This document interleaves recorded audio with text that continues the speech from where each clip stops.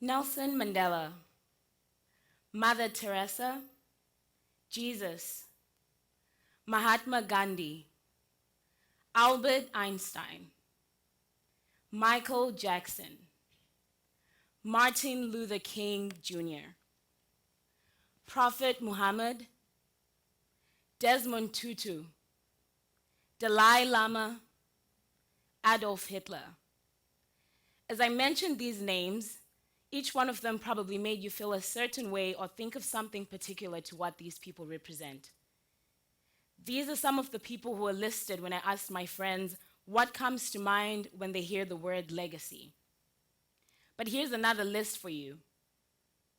Washington Masikati, Ella Dliwayo, Fadzai Yolanda, Evergrace Tibaijuka, Ruvimbo Tanaro, Jordanella Maluka. Now these people you probably don't know. Truly so because they're not well known and they come from places that you don't know as well. But I know them. Both the former iconic figures and the latter who are not iconic all have legacies. So this got me wondering, what then really is legacy?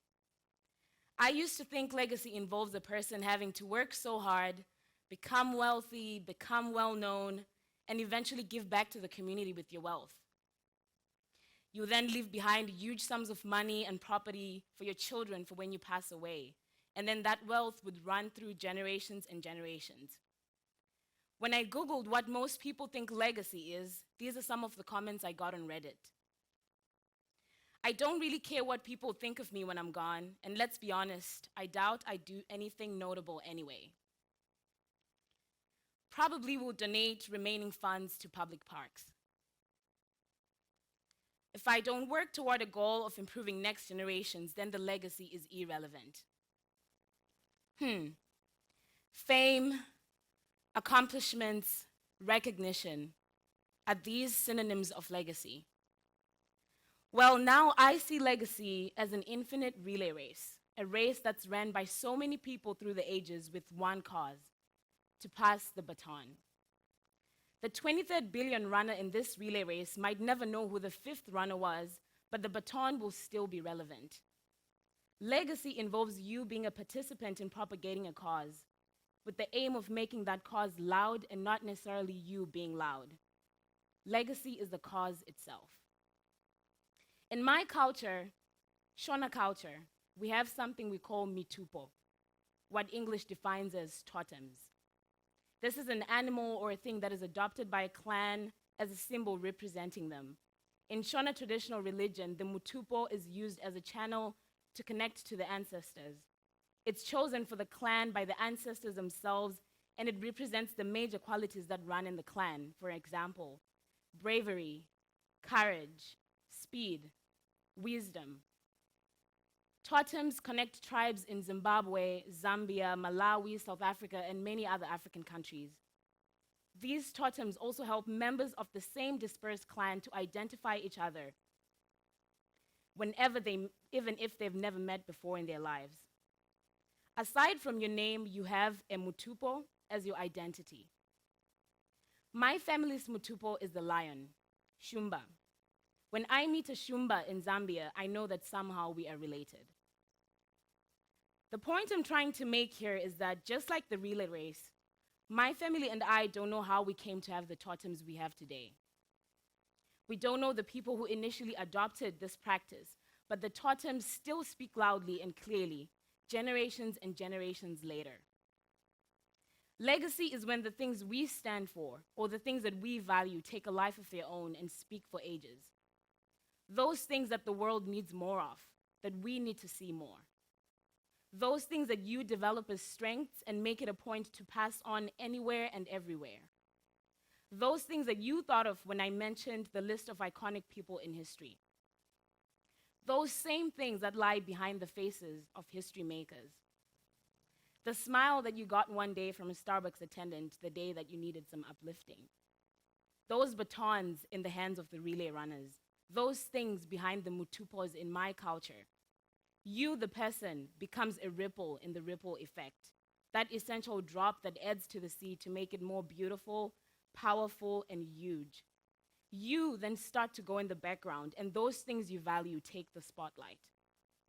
It's the kindness, the love, courage, wisdom, light, peace, the joy, hope, truthfulness, justice, fairness, sympathy, honesty, generosity, and so forth and so forth.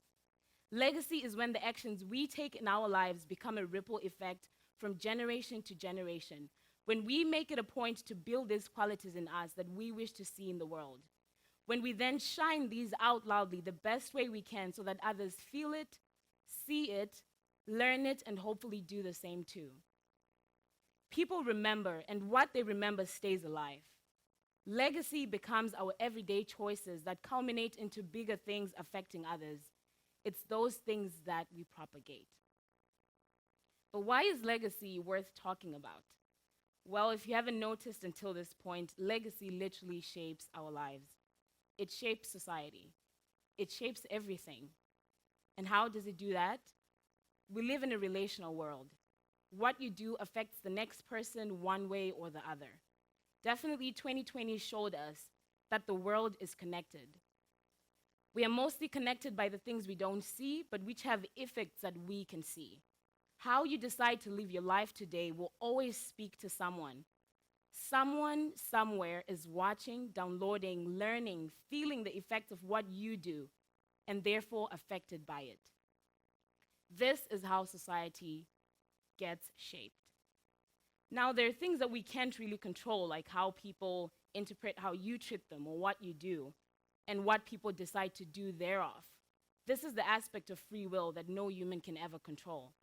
But we definitely can do something about the part that we can play to make the balance much better. When someone comes from a healthy family, there's a high probability of that person to continue living out how they saw things growing up. There are also high probabilities that the kid next door watched, admired, and despite maybe not having what that family had, adored it to the extent of wanting.